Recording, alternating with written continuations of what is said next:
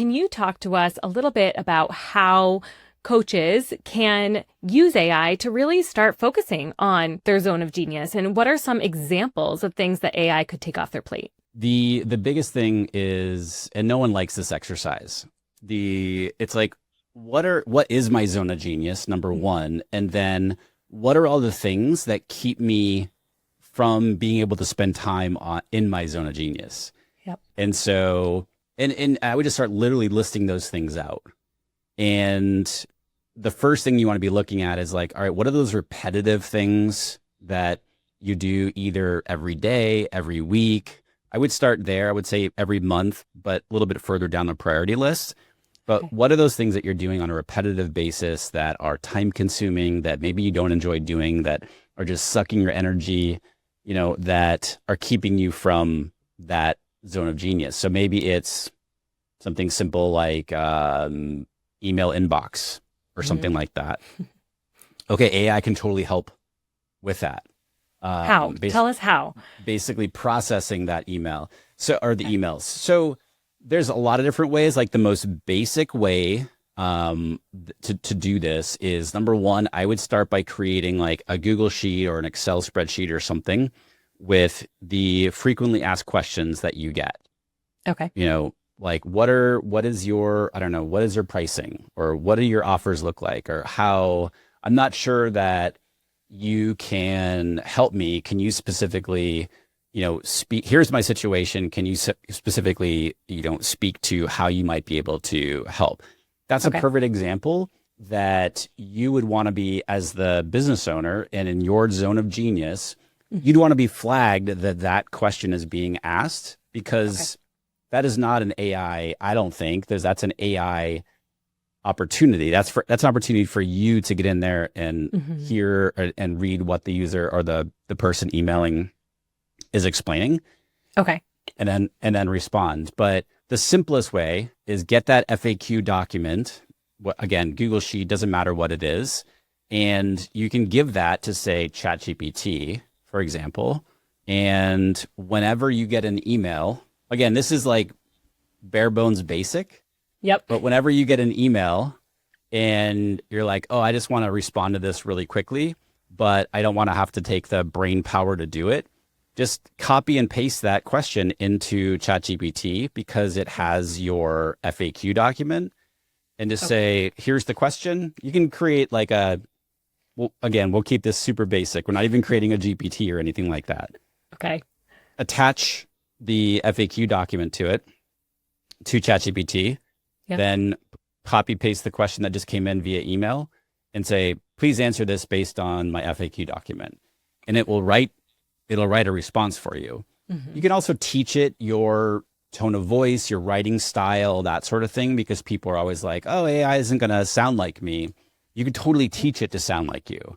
Yeah, absolutely. And I don't mean that in a way of like being, kind of like, I don't know, smarmy, I guess is the right. I don't mean that.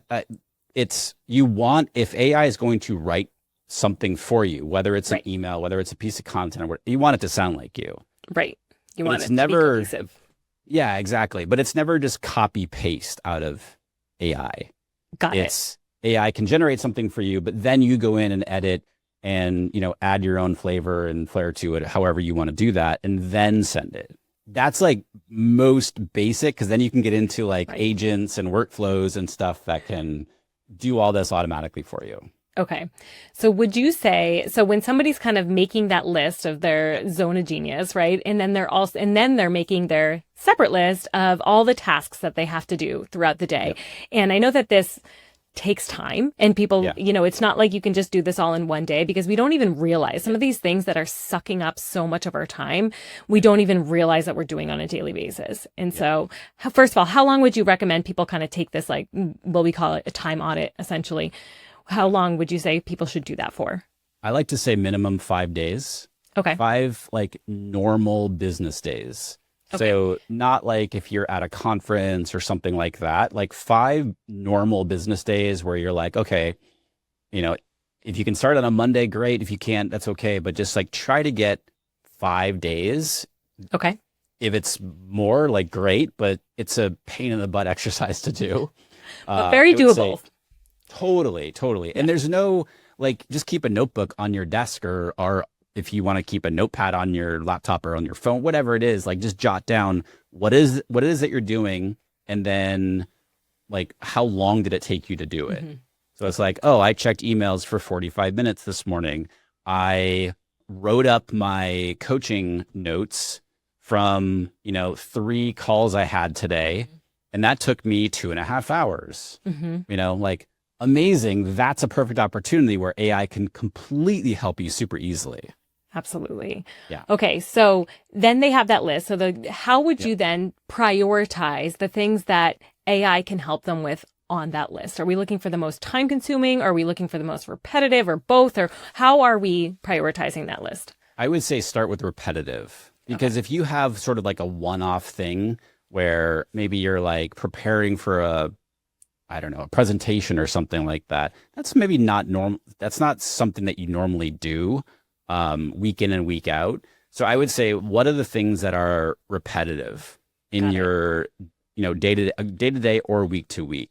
Start with those things. And then once you have the list of those things, then you prioritize that list and say, what's taking me the longest out of these things?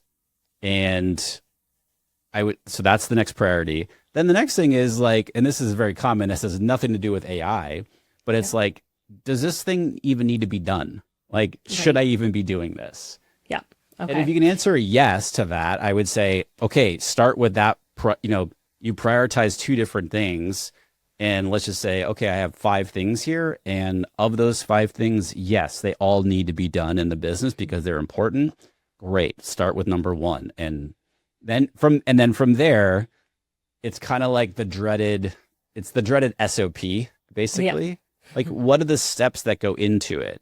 So, for example, going back to the email inbox,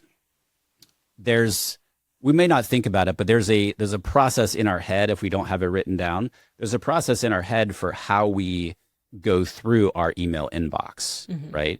So, like, we're looking for specific types of emails, and when we get whatever, this type of email, this is the type of response that it normally gets. Great. All that should really ideally be documented. So much easier to then hand it over to AI, if you will, to do those things once you have the process down, or the steps down, that it takes to accomplish that. Thank you for watching this short clip. To watch or listen to this episode in its entirety, view the description below. See you next time.